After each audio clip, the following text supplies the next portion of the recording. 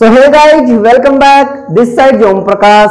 स्वागत है आप सभी लोगों का टैलेंट कोच साइंस एकेडमी में। अभी बज रहे हैं सुबह के 5। आपको और आपके समस्त परिवार को गणेश चतुर्थी की हार्दिक हार्दिक शुभकामनाएं। क्योंकि शाम को मैं वीडियो शूट नहीं कर पाया था, लाइट ने कुछ डिस्टर्ब किया, इसलिए हमारा सेकंड पार्ट चल रहा था और दूसरे पार्ट में हम पढ़ रहे थे लवण।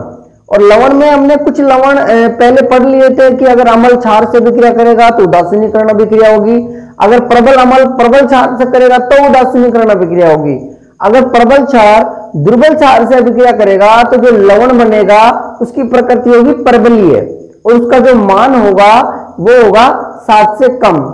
अगर प्रबल अमल और दुर्बल अमल और प्रबल क्षार अभिक्रिया करेंगे तो वही अम्लीय बनेगा।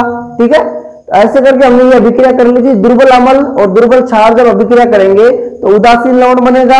ठीक है, आज हम कुछ महत्वपूर्ण लवणों के बारे में बात कर लेते हैं। कभी कभार आपसे पूछ लेता है कि साधारण नमक किसे कहते हैं, इसका सूत्र क्या होता है, इसके उपयोग क्या होते हैं, रासायनिक नाम क्या होता है, रासायनिक अभिक्रिया क्या होती है। तो देखिए, हम एक सबसे पहले लवण की लेते हैं साधारण नमक। ठीक है, ये तो इसका सामान्य नाम है साधारण नमक, लेकिन साधारण नमक का सामान्य सूत्र या फिर रासायनिक सूत्र क्या होगा, इसका रासायनिक सूत्र यही होगा NaCl। ठीक है, रासायनिक सूत्र क्या होगा NaCl, क्योंकि साधारण नमक जो होता है हमारा सोडियम और क्लोराइड दोनों से मिलकर बना होता है। रासायनिक नाम होगा इसका सोडियम क्लोराइड। ठीक है, इसकी रासायनिक अभिक्रिया होगी HCl plus NaOH NaCl plus H2O। और आपने पढ़ा होगा ये तो है आपका अम्ल। क्या है? अम्ल। अम्ल भी कौन सा है? प्रबल अम्ल। कौन सा अम्ल है? प्रबल अम्ल। तो प्रबल अम्ल प्लस प्रबल क्षार, प्रबल अम्ल प्लस प्रबल क्षार दोनों अभिक्रिया करके अभी मैंने बताया था उदासीनीकरण अभिक्रिया देंगे। कौन सी देंगे? उदासीनीकरण। तो यहाँ पे एक और जो क्षार, ये क्या नाम है, हमारे पास में जो लवण प्राप्त हुआ है यह नमक। क्या है? नमक। प्लस जल तो हमारे पास में प्राप्त हो ही रहा है। तो अगर उदासीनीकरण अभिक्रिया भी नहीं पढ़ी तो इसमें दोनों अभिक्रिया हो रही है। अगर आपसे पूछ ले कि उदासीनीकरण अभिक्रिया किसे कहते हैं, तो वह रासायनिक अभिक्रिया जिसमें अम्ल और क्षार आपस में अभिक्रिया करके लवण तथा जल बनाते हैं, उदासीनीकरण अभिक्रिया कहलाती है। जैसे अब आपसे पूछ लिया जाए कि अम्ल कौन सा है, तो प्रबल अम्ल तथा प्रबल क्षार अभिक्रिया करके लवण तथा जल बनाते हैं, उदासीनीकरण अभिक्रिया कहलाती है। ठीक है, आप दोनों चीज लिख सकते हैं, या तो अम्ल व क्षार आपस में अभिक्रिया करके उदासीनीकरण अभिक्रिया बनाते हैं, या फिर प्रबल अम्ल तथा प्रबल क्षार। ये डीपली हो जाएगा थोड़ा। ठीक है, तो रासायनिक अभिक्रिया यही होती है नमक प्राप्त करने की।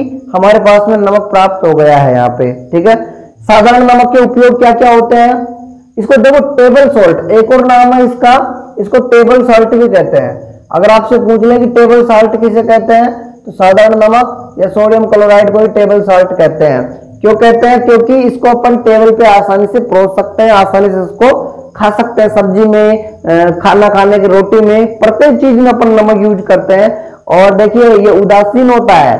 अगर इसकी प्रकृति, ये अधिक मात्रा में आप नमक यूज करोगे तो ये क्षार हो जाएगा। ठीक है, कड़वा हो जाता है ना कभी कभार हमारा भोजन, तो वो कड़वा ऐसे ही होगा कि वो क्षारीय प्रकृति का हो जाता है। और इसका उपयोग सोडियम हाइड्रोक्साइड जैसे NaOH का निर्माण करेंगे हम आगे, तब भी इसका उपयोग करेंगे। बेकिंग सोडा बनाने में, वॉशिंग सोडा, विरंजक चूर्ण आदि में कच्चे पदार्थों के रूप में इसका उपयोग करते हैं।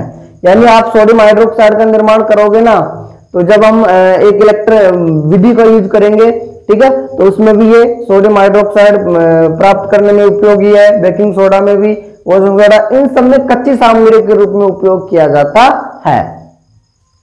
अब हमारा अगला आता है इसमें विरंजक चूर्ण। देखिए विरंजक चूर्ण क्या होता है, इसका रासायनिक सूत्र तो CaOCl2 होता है। इसका रासायनिक नाम होता है कैल्शियम हाइपोक्लोरेट। इसका रासायनिक नाम है कैल्शियम हाइपोक्लोरेट। इसको अगर हम प्राप्त करें तो आप लिख सकते हैं कि शुष्क भुजे हुए चूने पर, भुजा हुआ चूना मैंने बताया था आपको कि ये CaO, ये जो CaO है ये तो आपका बिना भुजा हुआ चूना है। और जब इसकी अभिक्रिया पानी से करवा देंगे तो हमारे पास में CaOH का होल ट्वाइस प्लस ऊष्मा मिलती है या फिर ऊर्जा मिलती है। वही है अपनी कड़ी जो अपन यूज करते हैं पुताई में, ये वही है। फिर पूछेगा आपसे शुष्क बुझे हुए चूने पर क्लोरीन की क्रिया से विरंजक चूर्ण का निर्माण होता है। इसकी रासायनिक अभिक्रिया लिखो तो रासायनिक अभिक्रिया आपका शुष्क बुझा हुआ चूना है। शुष्क का मतलब है पाउडर, ये विलयन में मिला हुआ नहीं है, ठीक है। और इसकी अभिक्रिया जब हम क्लोरीन से करवाए हैं CaOCl2 प्लस जल बन गया है। अब इसके उपयोग किस किस में किए जाएंगे? इसके उपयोग किया जाता है वस्त्र उद्योग में, यानी जहां पे कपड़े बनाए जाते हैं वहां पे आपका विरंजक चूर्ण का उपयोग किया जाता है।